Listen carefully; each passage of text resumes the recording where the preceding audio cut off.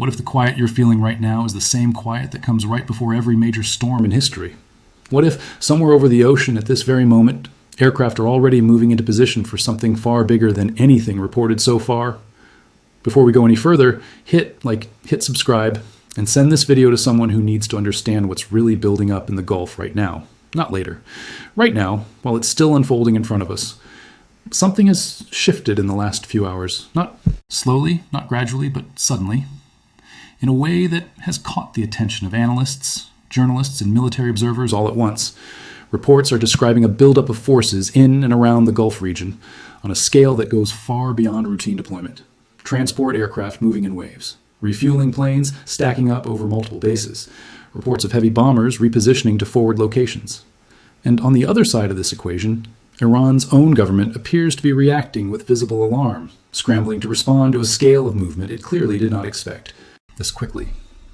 To understand why this moment feels different from previous rounds of tension, we need to step back and look at the broader picture first, because context is everything here. For years, the relationship between Iran and the United States has moved through cycles of pressure and pause. Sanctions tighten, then ease slightly. Rhetoric escalates, then cools.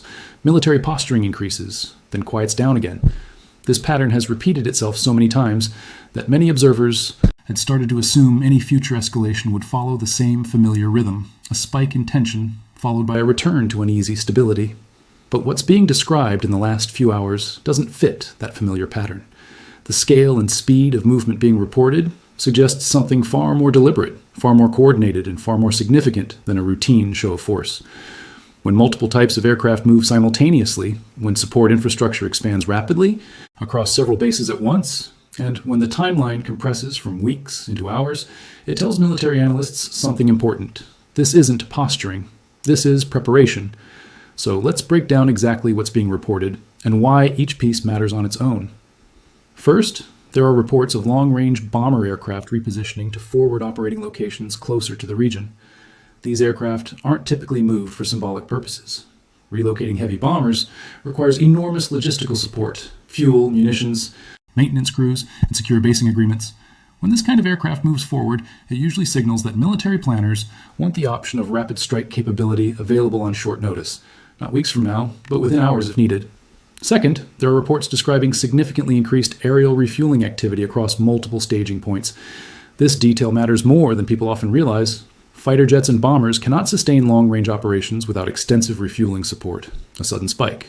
And refueling aircraft deployment is one of the clearest indicators available that a much larger number of combat aircraft are either already in the region or expected to arrive very soon. Refueling capacity is essentially the invisible backbone of any large air campaign, and when that backbone expands rapidly, it tells you the front-facing combat force is expanding right along with it. Third, transport aircraft activity has reportedly increased dramatically, moving personnel, equipment, and supplies into the region at a pace far beyond routine rotation schedules. Large transport aircraft don't move at this volume for minor logistical adjustments. This kind of surge typically accompanies preparation for sustained operations, not brief symbolic shows of force. Put all three of these elements together: forward bomber positioning, expanded refueling capacity, and surging transport activity, and you get a picture that goes well beyond typical deterrence messaging. This looks like infrastructure being built for sustained, large-scale operations, not a short display meant to intimidate from a distance. And this is exactly why Iran's reaction over the past several hours has been so notable. According to multiple reports, Iranian officials have responded with a level of urgency that stands out compared to previous rounds of tension. Statements from Iranian leadership have shifted tone, moving from defiant rhetoric toward language that acknowledges the seriousness of what's unfolding. Military and political officials inside Iran appear to understand that this buildup represents something categorically different from previous pressure campaigns. This matters because Iran's government has spent years projecting confidence publicly, regardless of internal military or economic pressure. Public panic, or anything resembling it, is rare and carries real political risk domestically. When officials shift their tone this quickly, it usually reflects genuine concern internally, not simply a performance for international media. Now let's talk about why this particular moment might be triggering that level of concern. Iran's military strategy has long been built around a core assumption: that any direct, large-scale conflict with a major global power would be costly enough to deter serious outside intervention. This assumption rests on Iran's geography, its dispersed military infrastructure, and its extensive experience with asymmetric warfare tactics developed over decades.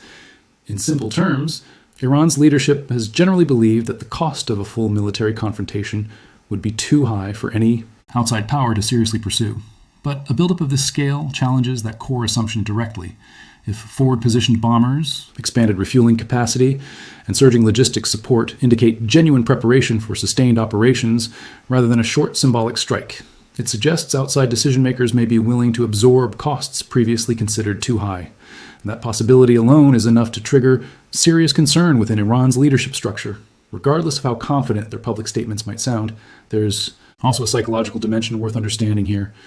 Military buildups of this scale aren't only about physical capability, they're also about signaling intent.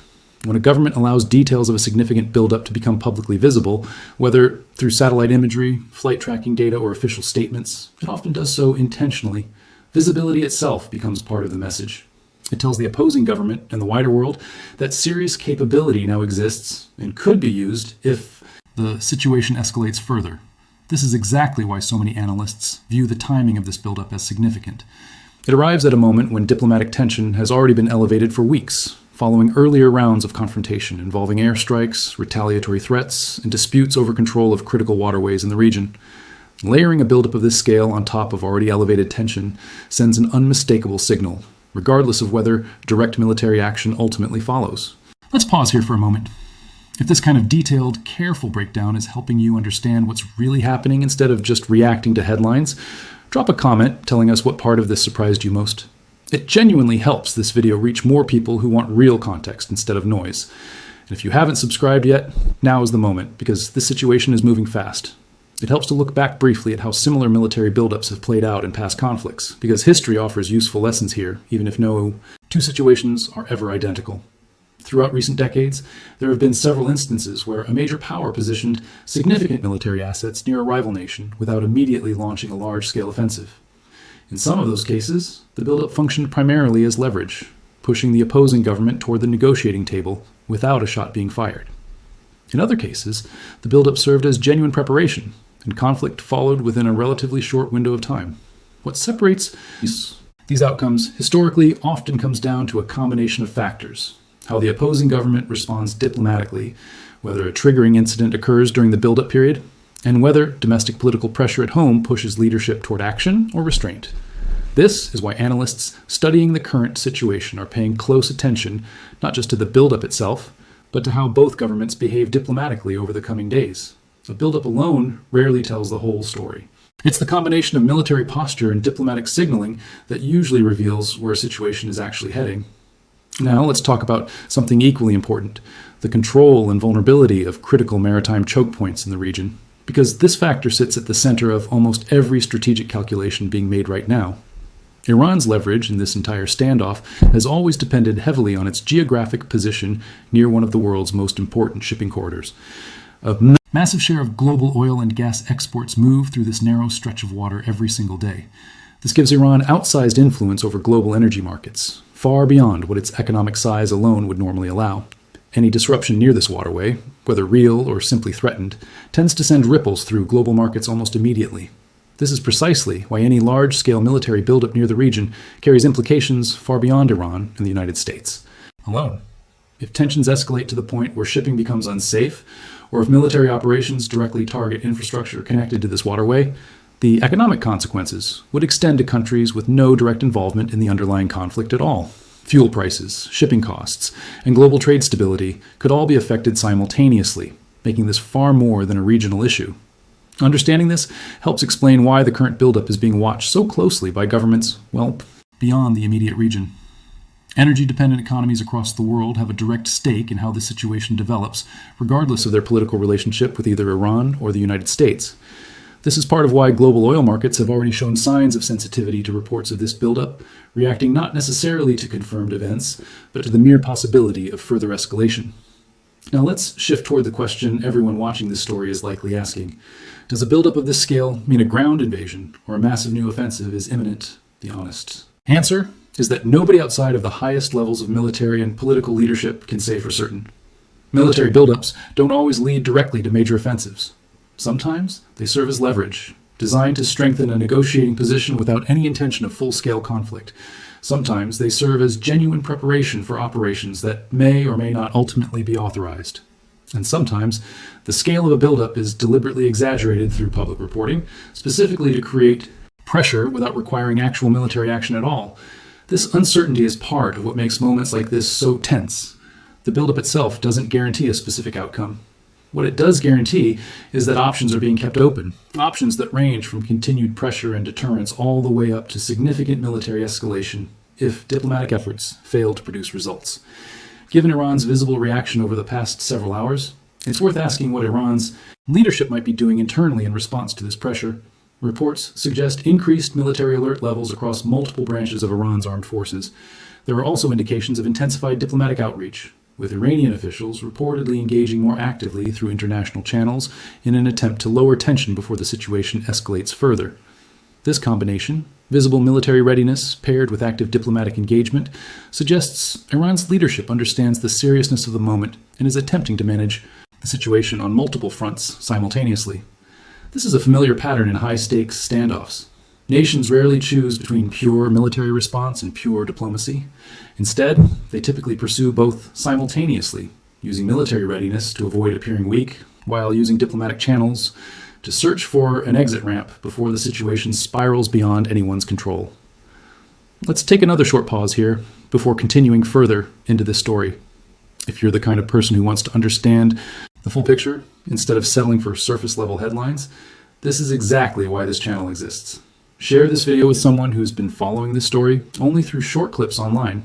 Give them the complete context instead of a fragment of it. Now, let's talk about something rarely discussed clearly enough in coverage like this: how quickly a situation like this can shift from tense standoff to active confrontation, and what specific triggers analysts are watching most closely right now. Military analysts studying situations like this typically focus on a handful of specific indicators that tend to precede a major escalation. Continued buildup of forward-positioned combat aircraft is one clear signal. A sudden shift in official rhetoric from measured statements toward more direct warnings is another. Movement of naval assets closer to contested waterways is a third. And perhaps most importantly, any specific incident involving direct contact between military forces, whether an intercepted vessel, an airspace violation, or an exchange of fire, even a minor one, has historically served as the spark that transforms sustained tension into active conflict. This is why the coming days matter so much. A buildup on this scale creates conditions where even a relatively small incident could escalate rapidly, simply because so much military capability is already positioned and ready to respond. In calmer periods, a minor incident might be absorbed diplomatically without triggering a larger response. During a period of heightened buildup like this one, the margin for error shrinks considerably. Miscalculation becomes far more dangerous when both sides have significant forces already in close proximity. This is part of why so many analysts are urging caution and restraint from all sides right now, not because the underlying disputes have suddenly become less serious, but because the risk of accidental escalation increases substantially whenever military forces on both sides operate in close contact under high-pressure conditions. There's a deeper diplomatic layer worth exploring here, too. Behind the scenes, back-channel communication rarely stops completely, even during periods of visible military buildup. Mediators from other countries, along with international organizations focused on de-escalation, often work quietly to keep at least some lines of communication open between opposing governments, even when public statements sound increasingly hostile. This kind of quiet diplomacy doesn't always make headlines because it works best when it stays out of public view. Officials involved in these efforts often avoid discussing specifics publicly, precisely because premature disclosure can collapse fragile negotiations before they have a chance to produce results. This is why, even during a moment as tense as this one, it's important to remember that visible military movement and quiet diplomatic effort often happen simultaneously, not as contradictions, but as two sides of the same strategic approach. Governments so rarely want to appear weak by pulling back military posture first, but that doesn't necessarily mean they've abandoned efforts to find a peaceful resolution behind closed doors. Well, let's also talk honestly about what this kind of buildup means for ordinary people living in the region, because this part of the story often gets lost beneath discussions of aircraft, logistics, and strategic positioning. For civilians living near military installations throughout the Gulf region, news of a major buildup brings genuine anxiety. Families living near air bases, ports, and other strategic infrastructure understand that these locations could become targets if tensions escalate into open conflict. This uncertainty affects daily life in tangible ways, influencing decisions about travel, work, and even something as basic as whether to keep emergency supplies on hand in case the situation deteriorates quickly. For military personnel stationed throughout the region, a buildup of this scale means increased alert status, longer duty hours, the psychological weight of knowing that tensions could escalate at any moment. Behind every strategic movement described in official reports are real people facing real uncertainty about what the coming days and weeks might bring. And for families of service members stationed in the region, news of a significant buildup often brings a very personal kind of anxiety, regardless of official statements attempting to project calm and control. Watching reports of rapid military movement while a loved one is stationed nearby is an experience that doesn't show up in strategic analysis, but it's very real for the people living through it. This human dimension matters because it's easy to discuss military buildups purely in terms of aircraft numbers and strategic positioning, while losing sight of the fact that every piece of this equation eventually touches real people's lives in some way. Markets react, governments issue statements, analysts study satellite images. But underneath all of that activity, ordinary families are simply trying to get through each day without knowing what tomorrow will bring. This same uncertainty extends into the civilian population inside Iran as well. Years of economic pressure, combined with the renewed threat of large-scale conflict, create a difficult daily reality for millions of ordinary citizens who have no direct influence over the decisions being made by their own government or by outside powers. Rising prices, uncertainty about basic supplies, and constant background anxiety about potential escalation all shape daily life in ways that rarely make it into strategic briefings, but matter enormously to the people actually experiencing them. Now, let's return to the bigger strategic picture and talk about what happens next, because that's ultimately the question everyone watching this story wants answered. In situations like this, there are generally three broad paths that tend to unfold from a moment of significant buildup, like the one being reported right now. The first path involves the buildup functioning primarily as leverage.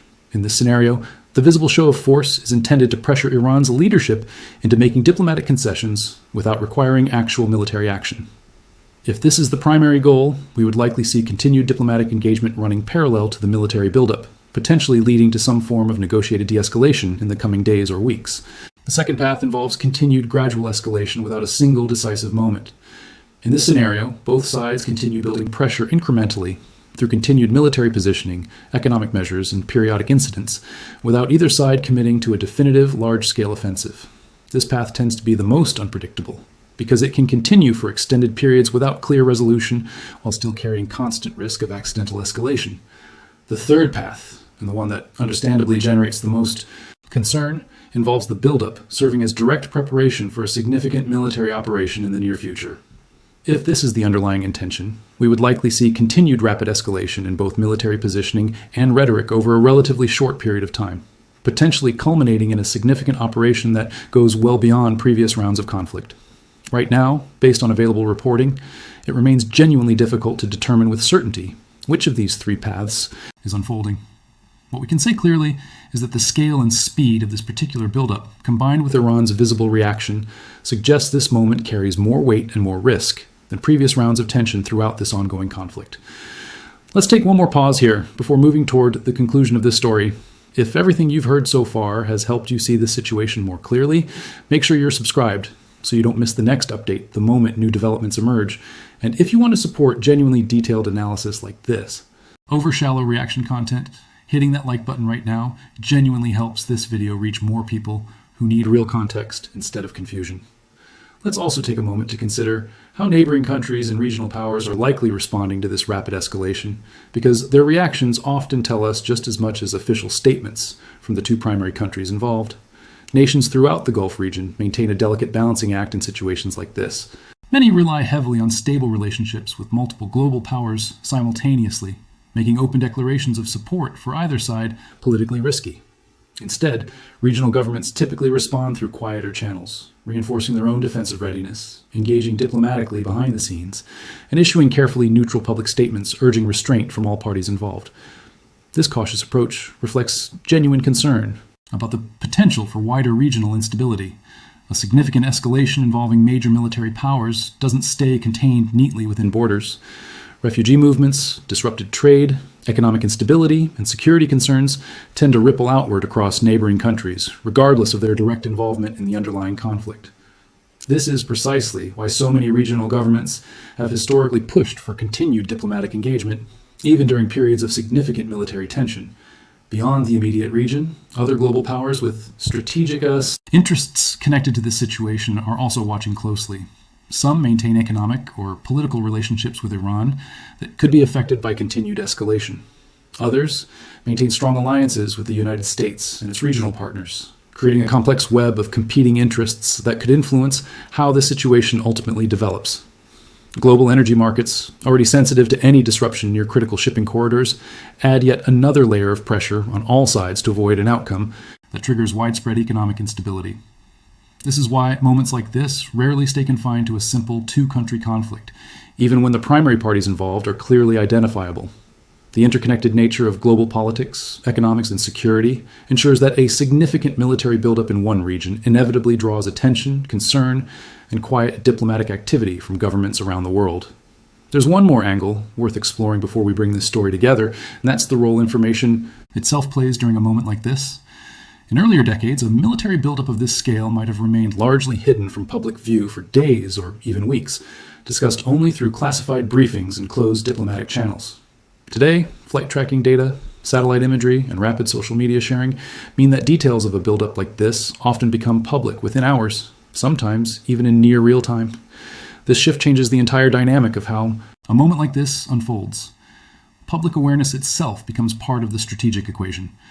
Governments know that visible movement will be tracked, reported, and analyzed almost immediately, which means every decision about troop positioning or aircraft deployment now carries a public relations dimension alongside its military purpose. This is part of why understanding the difference between confirmed fact and speculation matters so much right now. Not every report circulating online reflects verified information, and it's important to approach rapidly developing situations like this with careful attention to source reliability, rather than assuming every dramatic claim is automatically accurate. Now, let's bring everything together and look honestly at what this moment really represents. What we're witnessing right now isn't simply another round of familiar tension between two countries that have clashed repeatedly over the years. The scale, speed, and coordination behind this particular buildup suggests something genuinely different from previous episodes throughout this ongoing conflict. Whether this ultimately leads to further negotiation, continued gradual escalation, or a significant new military operation remains uncertain. But the visible shift in Iran's public tone over the past several hours suggests that even Iran's own leadership recognizes this moment carries more weight than what came before it. This uncertainty is exactly why continued careful, honest analysis matters so much right now. Reacting purely to dramatic headlines or brief video clips risks missing the deeper context that actually explains why this moment feels different. Understanding the logistics behind a military buildup, the psychological signaling behind visible troop and aircraft movements, the economic stakes tied to regional stability, and the human cost carried by ordinary people living through this uncertainty gives a far more complete picture than any single headline ever could. As the situation continues developing, one thing remains consistently true throughout modern conflicts like this one. The visible military movement reported in the news represents only part of the full picture. Behind every aircraft repositioned, every statement issued, and every diplomatic message exchanged quietly through back channels, there are decisions being weighed that could shape the trajectory of this entire region for years to come. So as you finish this video, take a moment to think about what you've actually learned here, beyond the headline that brought you to this story in the first place. This isn't simply about counting aircraft or measuring the scale of a military buildup. It's about understanding how quickly tension can shift when both sides feel cornered, how quickly public confidence can crack under sustained pressure, and how much uncertainty ordinary people are forced to carry while decisions far beyond their control continue unfolding around them. If this breakdown gave you a clearer, more complete understanding of what's really happening right now, that was the entire purpose behind making it. Not to tell you exactly what to expect next, because honestly, nobody can say that with full certainty right now, but to give you the context and clarity needed to understand this story as it continues to unfold, rather than reacting only to the next dramatic headline that appears in your feed. Stay close to this story, because based on everything unfolding over the past several hours, the next update may arrive far sooner than anyone currently expects.